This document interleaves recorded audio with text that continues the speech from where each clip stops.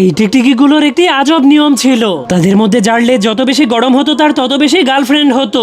একদিন সেখানে খুব শক্তিশালী একটা টিকটিকি চলে আসে। তার লেজের তাপমাত্রা সবার রেকর্ডের চেয়ে অনেক বেশি ছিল, এমনকি তার দুইটা লেজও ছিল, যার কারণে এই হলুদ টিকটিকিটা তাকে দেখে অনেক হিংসা করতে শুরু করে। কারণ তার কোনো লেজ না থাকার কারণে কোনো মেয়ে টিকটিকি তার গার্লফ্রেন্ড হতে চাইতো না, যার কারণে সে অনেক মন খারাপ করে যখনই বসেছিল তখনই হঠাৎ করে সে একটা গোলাপি টিকটিকিকে দেখতে পায়। প্রথম দেখাতেই সে তার প্রেমে পড়ে গিয়ে তাকে বিয়ে করে তার সঙ্গে সুখী জীবন কাটানোর স্বপ্ন দেখতে শুরু করে দেয়। কিন্তু তখনই হঠাৎ করে তার স্বপ্ন ভেঙে যায়, কারণ সে দেখতে পায় সেই শক্তিশালী টিকটিকিটা তার গোলাপি টিকটিকিটাকে জড়িয়ে ধরে নিয়ে যাচ্ছে, যা দেখে তার প্রচন্ড রাগ হলেও সেই শক্তিশালী টিকটিকিটাকে কিছুই করতে পারছিল না। যার কারণে নিজের বন্ধুকে এত কষ্ট পেতে দেখে নীল টিকটিকিটা তাকে সাহায্য করার সিদ্ধান্ত নেয়। এই জন্য সে তাকে নিজের সঙ্গে নিয়ে যেতে শুরু করলে হাঁটতে হাঁটতে হঠাৎ করে হোঁচট খেয়ে নিচে পড়ে যায়। কিন্তু তখনই তারা মাটিতে পড়ে থাকা একটা ভাঙা কলমের স্প্রিংকে খুঁজে পায়। তখনই সে বুঝতে পারলো এটা দিয়েই তার বন্ধুর লেজ তৈরি করা যাবে। তখন তারা স্প্রিংটাকে লেজের জায়গাতে লাগাতে গেলে হঠাৎ করে হলুদ টিকটিকি